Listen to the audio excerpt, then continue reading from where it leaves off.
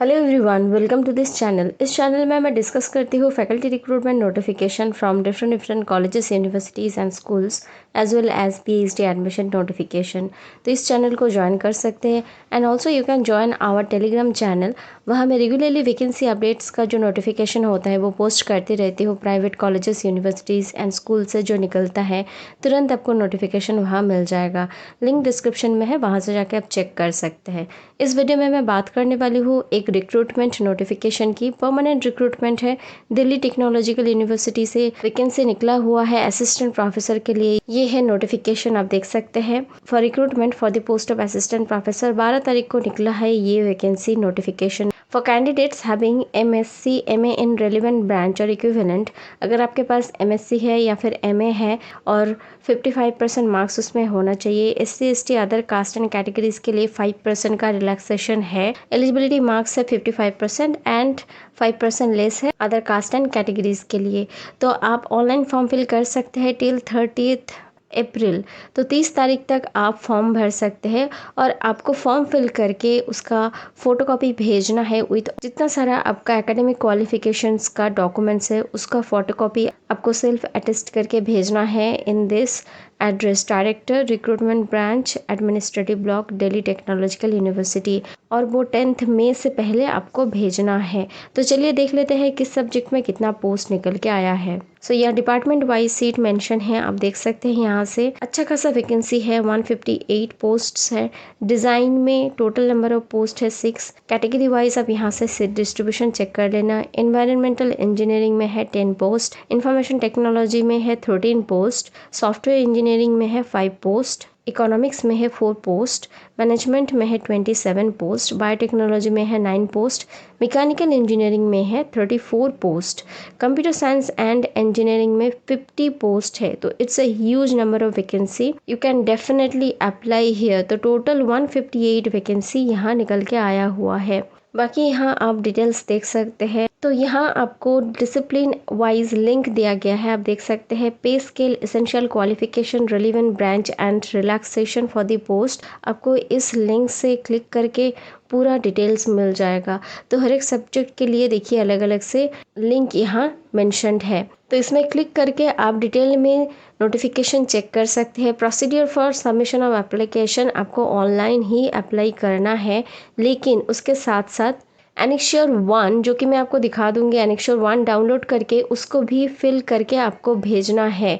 तो आपको offline form भेजना भी पड़ेगा विथ ऑल अदर डॉक्यूमेंट्स। तो टेबल 1 में इतना सारा आपको दिया जाएगा ऑलरेडी एनेक्स्चर 1 में, वहाँ सबको आपको अच्छे से फिल करके यूनिवर्सिटी एड्रेस में भेजना है।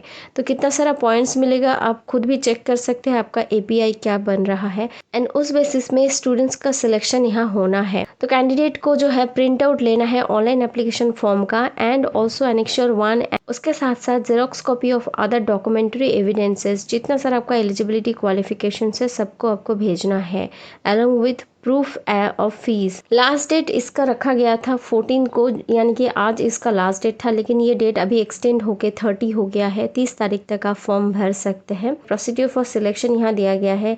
List of eligible and non eligible candidates का जो है स्क्रीनिंग टेस्ट होगा। एट फर्स्ट आपका प्रोफाइल स्क्रूटिनाइज होगा एलिजिबिलिटी क्राइटेरिया के तहत। तो देखा जाएगा कौन एलिजिबल है एंड नॉट एलिजिबल कैंडिडेट है, उसी के बेसिस में आपका स्क्रीनिंग टेस्ट भी होना है फॉर असिस्टेंट प्रोफेसर। अब यहाँ से डिटेल में पढ़ सकते हैं इस नोटिफिकेशन को।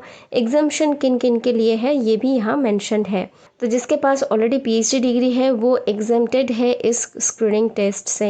एंड उसके साथ साथ the candidate has at least 1 publication in category 1, at least 2 publication in category 2 and at least 5 publications in category 2 and category 3 taken together.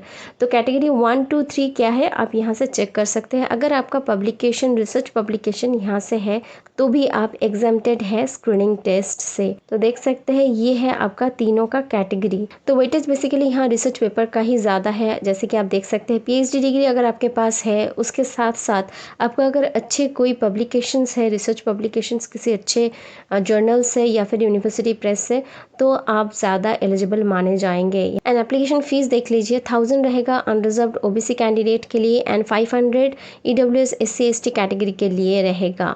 Application fees will be accepted through demand draft. तो आपको डिमांड ड्राफ्ट सेंड करना है in the name of the registrar. Through demand draft ही आपको payment करना है, लेकिन online आपको एप्लीकेशन ही करना है। तो देख सकते हैं यहाँ डिमांड ड्राफ्ट किसके नाम पे आप करेंगे, recruitment branch Delhi technological university.